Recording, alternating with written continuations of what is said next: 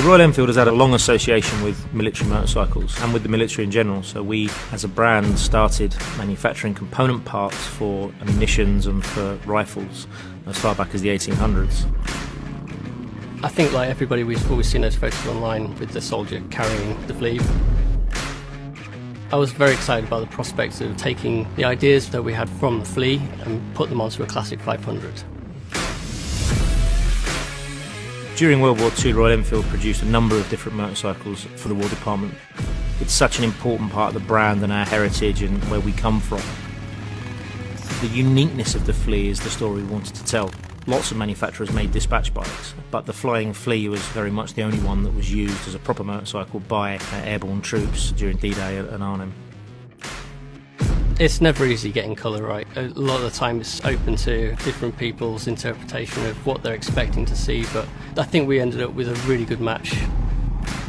We spent a lot of time with colour swatches. I okayed a colour swatch that was on a small card initially, and when the bike was painted in the full colour, it was wrong, so we had to bin a load of paint and start again in developing a new paint.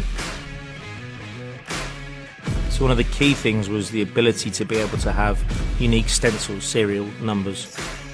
Again, things like the positioning and the placement of the Pegasus logo on the fuel tanks, recreating the RE roundel, making sure that that felt and looked as authentic as possible. The little yellow stripe on the side of the engine cover, which originally would have been used to define the centre of gravity of the motorcycle.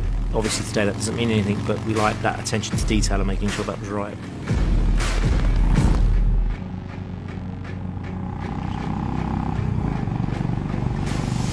One of the main things that we focused on is that you have a pillion seat, a rear rack, or you have just a single seat. It looks correct, and for that we benchmarked a lot of World War motorcycles and saw where the panniers fitted visually as well as functionally, because you should be able to have a pillion rider and still have the bags on.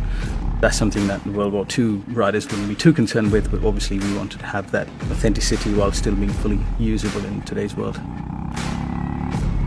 I was surprised how much it looked like an entirely different bike, especially painting the engine covers. That gave it a very different feel to the original 500. Very different stance. It felt much more in keeping with the original Flea. These bikes really encapsulate a lot of what Royal Enfield is all about. You know, the legacy and the authenticity of the product and the brand, really.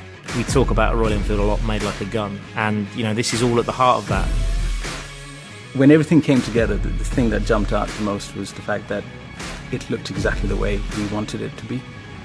And it feels simple, it feels raw, it feels like what motorcycles meant to be.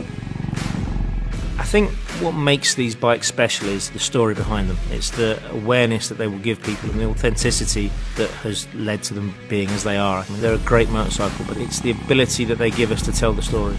To capture that and tell that is something quite special to us.